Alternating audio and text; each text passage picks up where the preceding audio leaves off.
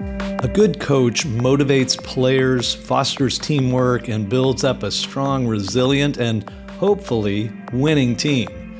How can that mindset help a business team, or specifically a CX team? Once you put on that coach hat, it not only empowers you as a leader of a team, but it empowers your team. Powerful teams have a group of individual contributors and a coach that's driving that group in a shared direction. We'll dive into CX coaching methods on this episode of the CX Leader Podcast.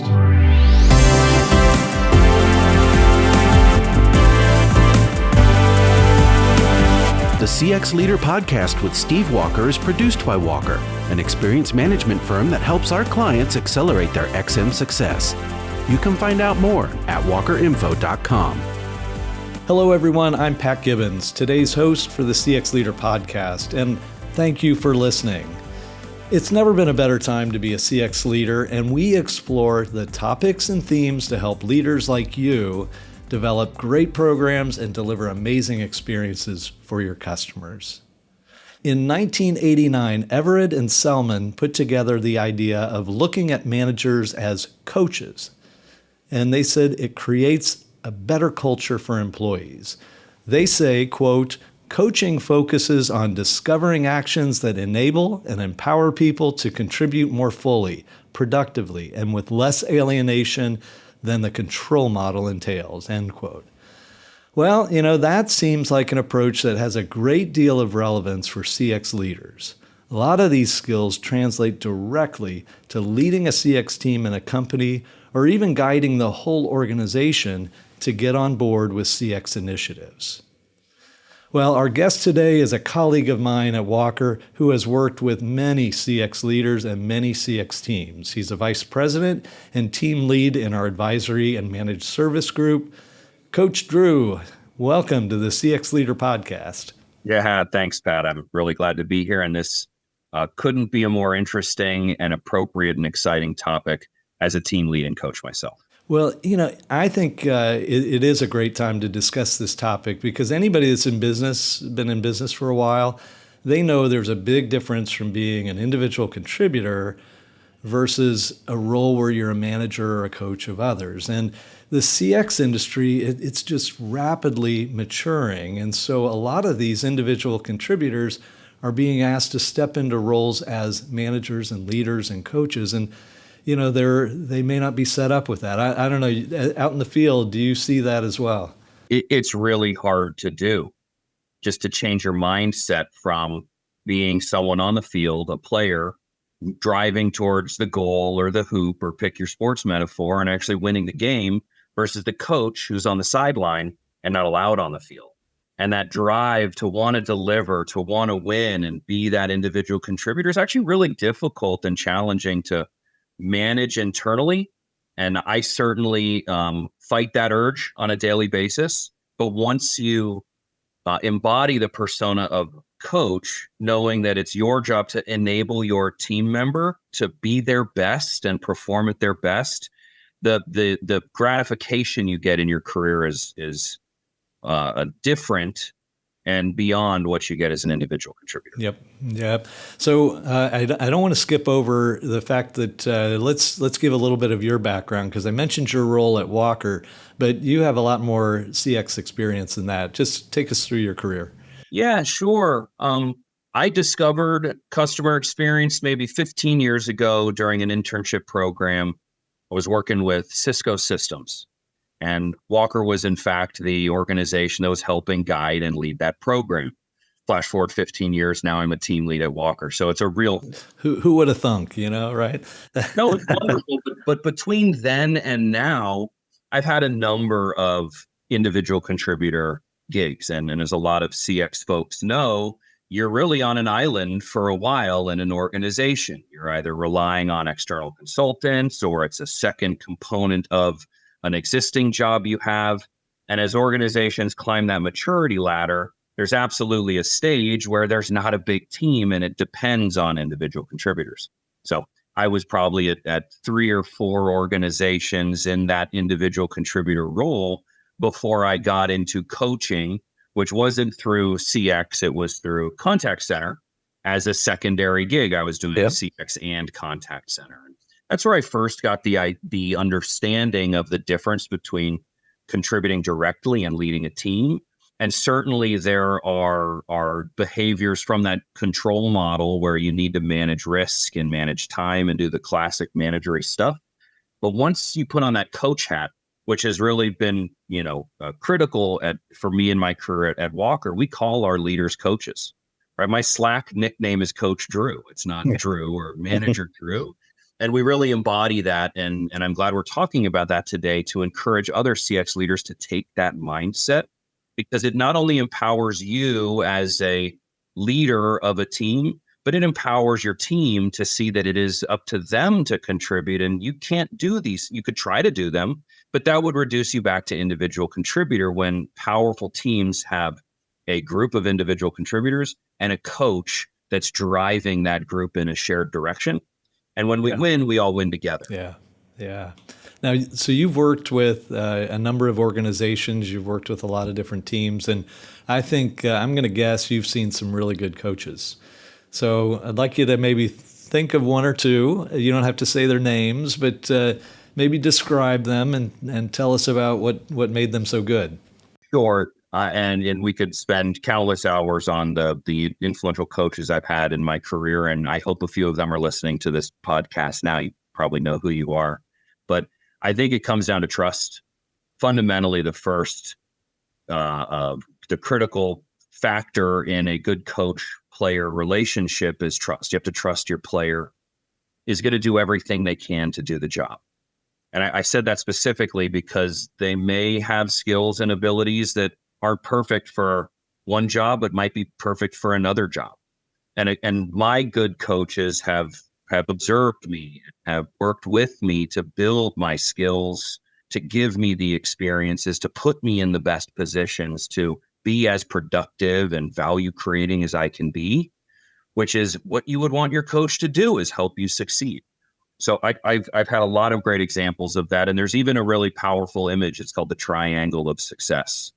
And sort of each point is one of the behaviors or attributes, I guess you'd call them, that define a player's success. And the more you can expand on these, the larger the triangle gets and the more success you'll have. One of those is skills, right? Do you know how to do the job? Do you have the training? And a good coach should help their team build the skills through structured or unstructured approaches. The second dimension of that triangle is experience.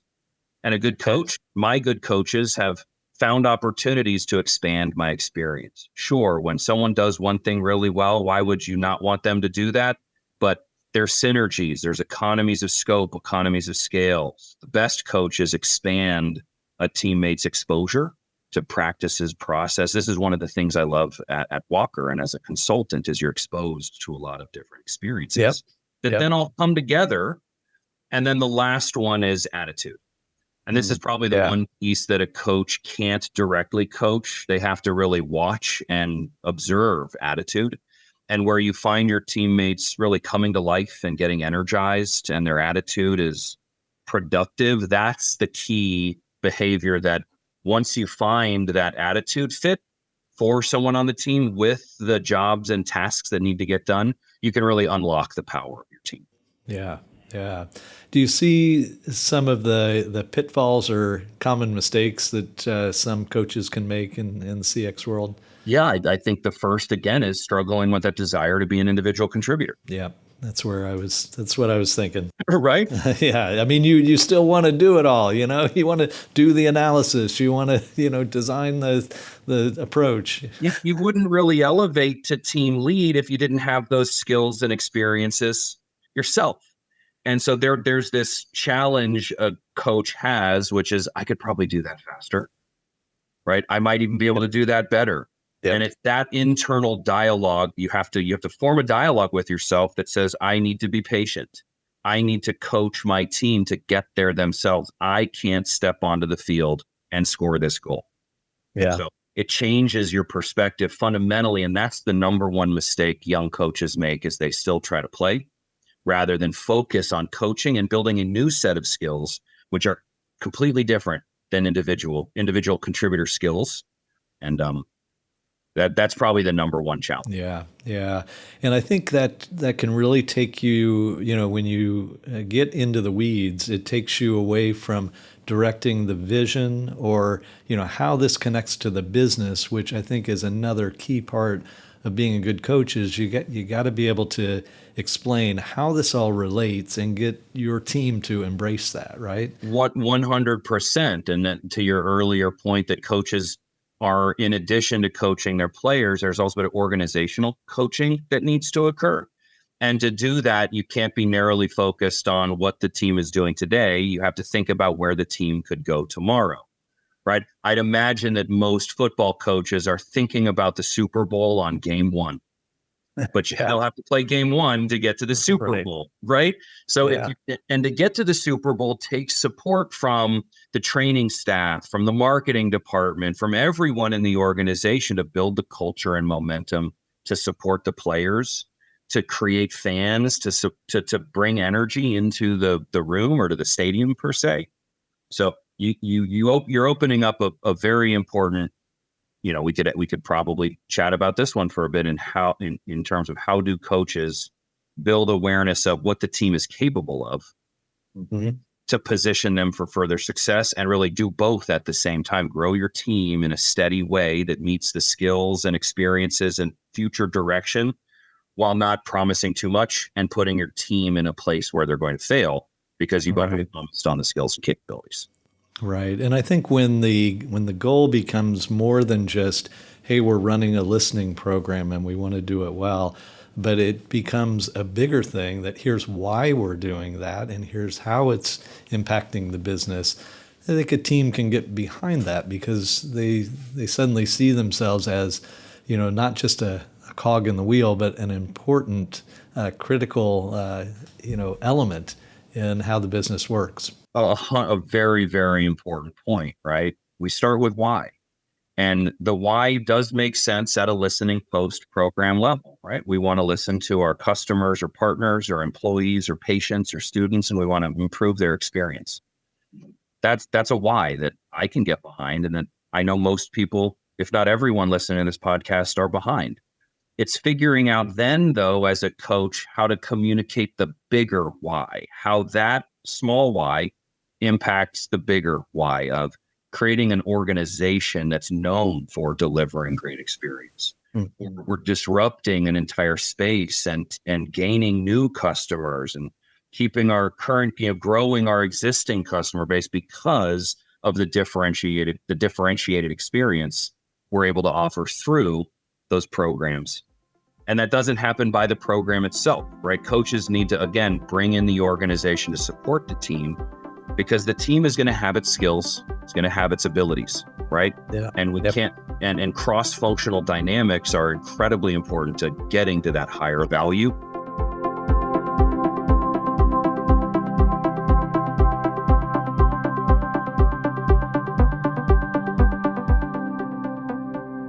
Do you see things that CX coaches can do when they're bringing somebody into this new role, kind of a first 90 days thing? Are there certain things that a coach can do that can really set somebody on the right path? 100%. And this might be counterintuitive, but you observe. Mm-hmm. You observe and you watch, right? You can compliment, you can find some constructive criticism, but you have to give yourself enough time to really understand the team member's skills, their experience, and then again, their attitude. Yeah. And that can't be done on day one. And so to try to force feed trainings or structure workloads, it's going to be counterproductive to really finding the right place and purpose for that team member. And it might require shifting some other players on the team around. You might think you hired a defender, but you've got a great offender, right? Mm-hmm. Someone that's going to score those goals, not protect the goals. Yeah. So let's think a little broader than just the team, because, a CX leader also has to, in a sense, coach the broader organization so that they kind of understand, what's going on. How do you see that role playing out? And again, reflecting on some of the people you've worked with in the past or clients you've worked with, anybody come to mind that you think does a good job of that? A lot of organizations I've seen do really great jobs, and they all do it a bit differently. So there's no silver bullet on how to coach your organization because they're all different. But that's a good enough answer, right? Yeah, that's not a good enough answer. Come on, man. No, it's not. I think the thing that, regardless of the way an organization's structured and how the teams are organized, it has to be about communicating where the team is at and what the team is capable of today, and not overpromising the future, but really being tactical in how we execute on a bigger strategy. So making the right promises, finding the right research or the right white paper or the right podcast to put on someone's desk and say, hey, would you take a listen to this? Tell me what you think. And then start the conversation about whether or not the team can help support these additional organizational efforts that you got to, again, prove what the value of that is, right? So improve the experience, reduce some support costs, gain new market awareness and traction. So I guess the specific tactic I've seen really work is the sharing of information, the exposing the other teams to the practice areas, the methods that a CX team knows intimately, right? Basically building their skills, the rest of the organization's skills around those activities to appreciate what your team does at the professional level. Yeah. Right. Everyone should know how to kick a soccer ball around, but when you want to win the game, you bring in the professionals. Yeah. Yeah. Well, and I think, a coach at the broader level where they're being influential in the organization, I think in CX, it can be both reactive and proactive. There are things that an organization will be hopefully requesting of you. Hey, I'm working on these things and I need to understand what my customers are saying. And there's times where the CX team and the coach leading it has to say, there are things this organization needs to do, and we're going to be the ones leading the way.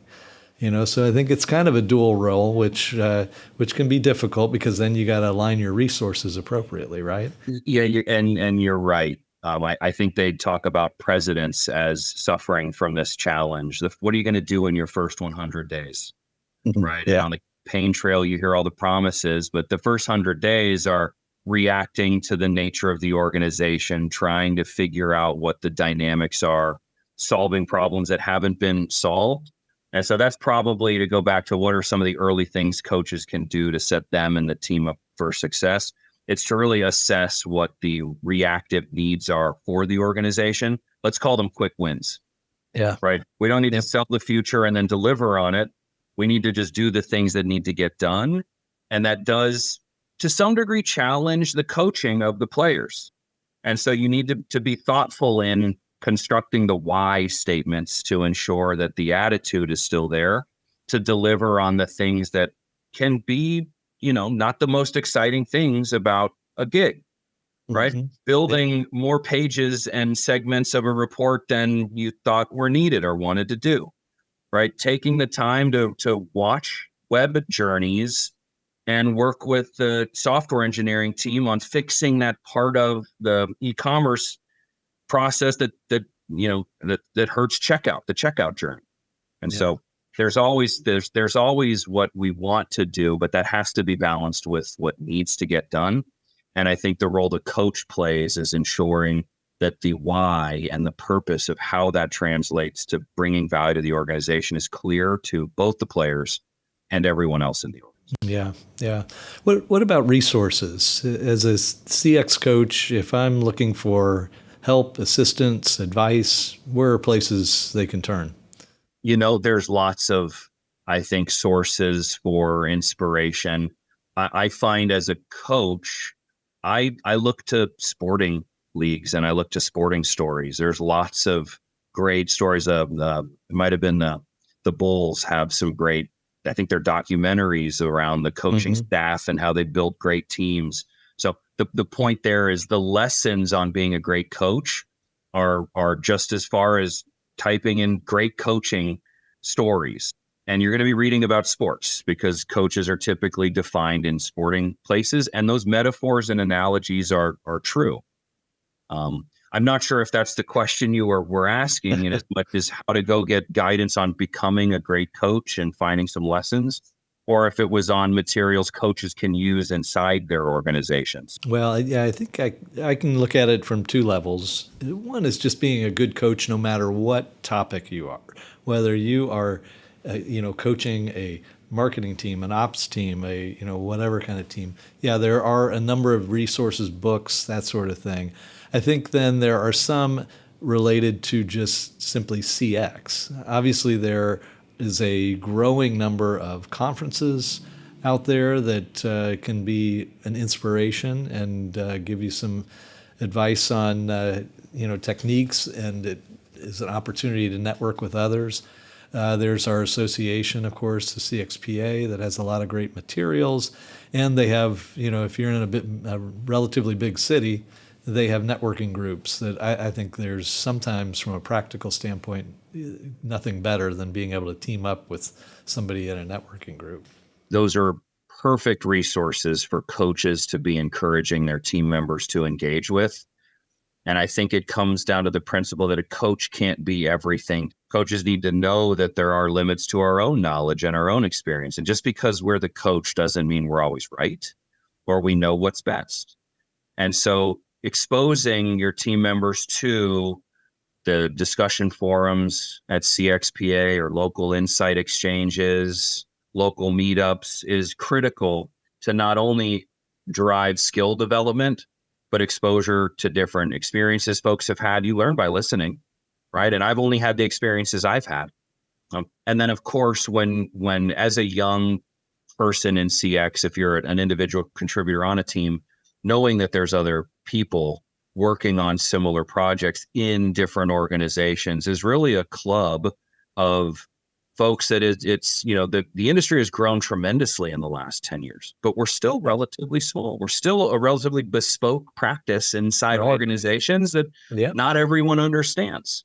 So being part of a larger community is absolutely the type of resources that we as coaches need to be providing, and focusing then on the skills that you need to develop to be a great practitioner, right? A basketball player needs to be able to shoot a good 3-pointer.